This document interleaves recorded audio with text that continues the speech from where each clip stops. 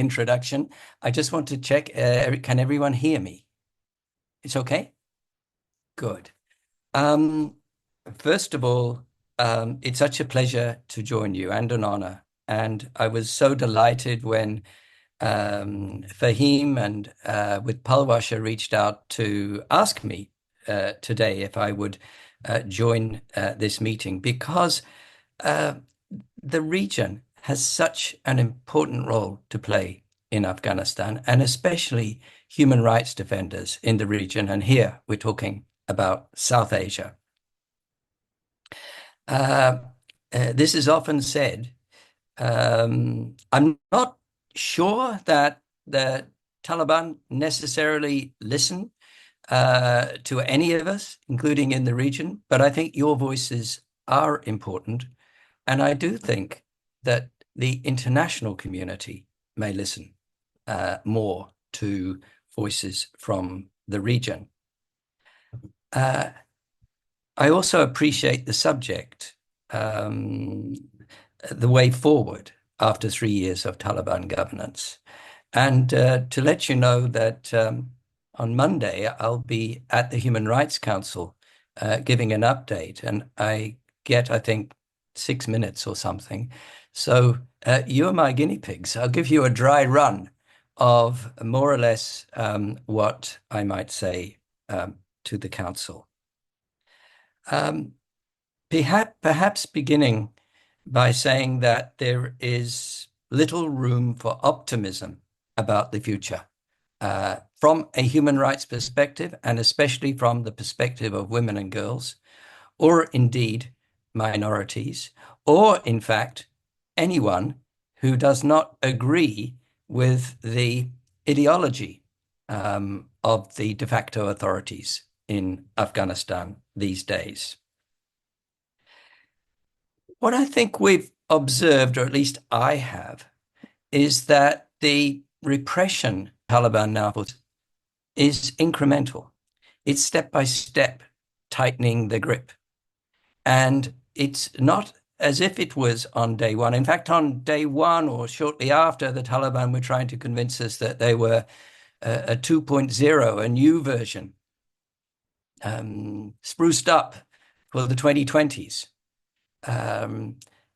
with promises not to close schools, at least for long, and the issuance of a general amnesty towards those who were fighting against them, and many others. But I think over time, what we've seen is a change, and that their rhetoric is not the same as it was. And in fact, when it first started, we thought that their rhetoric, that there was a gap between their words and their actions. There's not so much of a gap now, actually, and that's not a positive thing, because their words have become more harsh, more exclusive, more based around national sovereignty. And I think this is probably in line with the trend internationally, but particularly noticeable in Afghanistan. I made my last report to the Council in June. That report was requested to be an analysis of the situation for women and girls. I did that, and I analyzed that the Taliban's closing of space and its widespread segregation, discrimination, and exclusion of women and girls could amount to international crimes, including crimes against humanity, particularly gender persecution and other forms of persecution, and that also that, that there should be, to address this, an all-tools approach, that the UN and others need to use all the tools at its disposal to bring about accountability and to try and redress this. I also referred to the issue of gender apartheid, and I know that Belkis will focus on this today. And it's not my place, and I'm so pleased that Ramispur Saib is going to speak, to focus perhaps more on the issues of the Taliban's defense, that they are merely invoking Islamic Sharia and Afghan traditions. Recently, just 2 weeks ago, the Taliban introduced their latest law empowering their Ministry for the Prevention of Vice and Propagation of Virtue. And this law kind of entrenches and embeds a lot of the edicts that have been introduced previously, placing restrictions on women, but goes further step.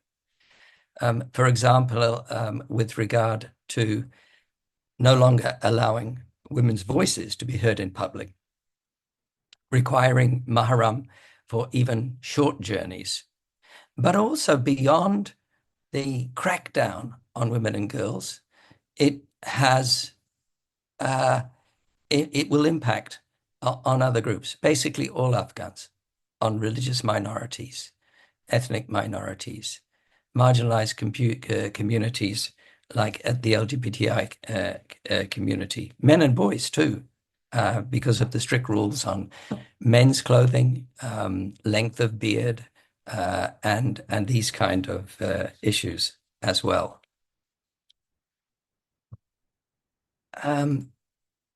I don't want to speak too long, but summarizing, I think I would say that, and I began that there is a increasing crackdown on rights and freedoms, and little evidence of any movement in the contrary direction, and perhaps strong signals that the situation may get worse before it gets better.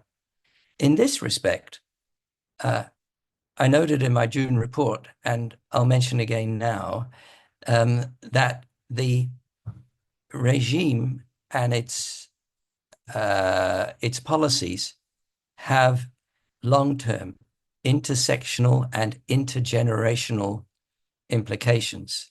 Afghanistan has one of the world's youngest populations, and I'm especially concerned about the protection of children and children's rights. And Radhika, I know that you have spent a lot of your career on this issue as well. Civil society, civic space has been closed a great deal.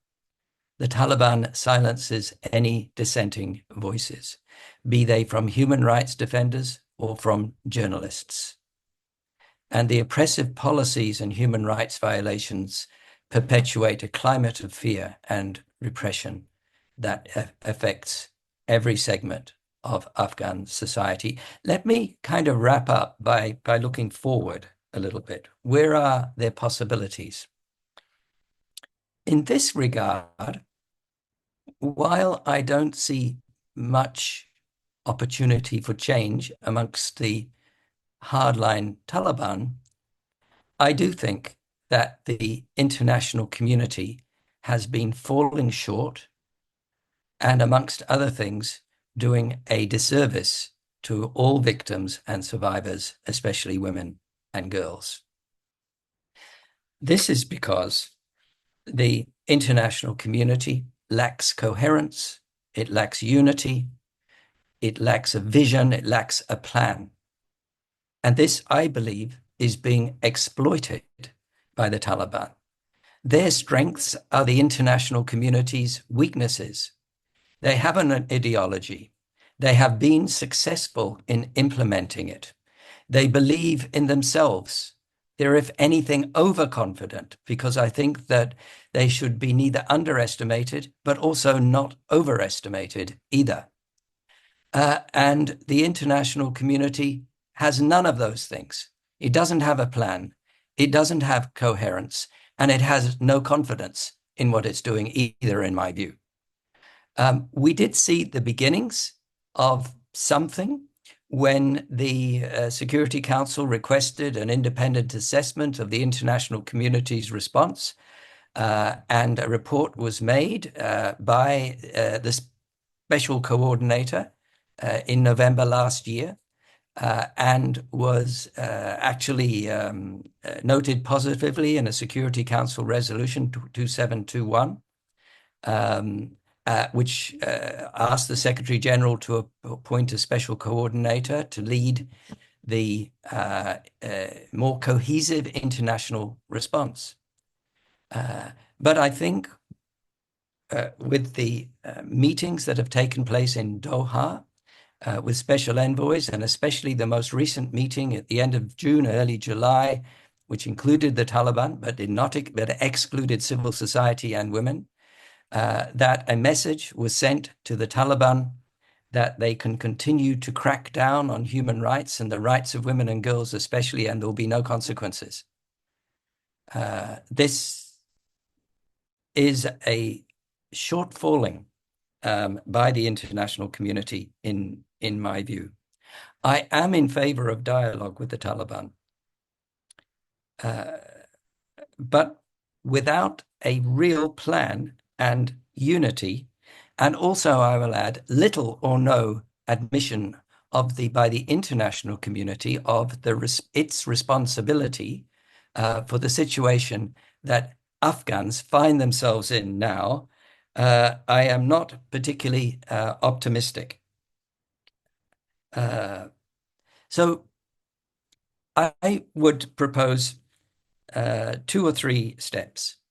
I think it's important that there be an agreed upon cohesive plan. I think, second, that any normalization of engagement with the de facto authorities must be based on demonstrable, measurable, and independently verified improvements and human rights. As mentioned, I recommend an all-tools approach, using everything at its disposal, from the High Commissioner, special procedures, treaty bodies, and especially those tools like the ICC and possibly the ICJ in respect of Afghanistan, and maybe new tools like gender apartheid that will be referred to later. No single tool, in my view, will be sufficient to remedy this dire situation. And dire it is, but it's not getting publicity. So thanks again to SAHR for devoting this discussion to Afghanistan.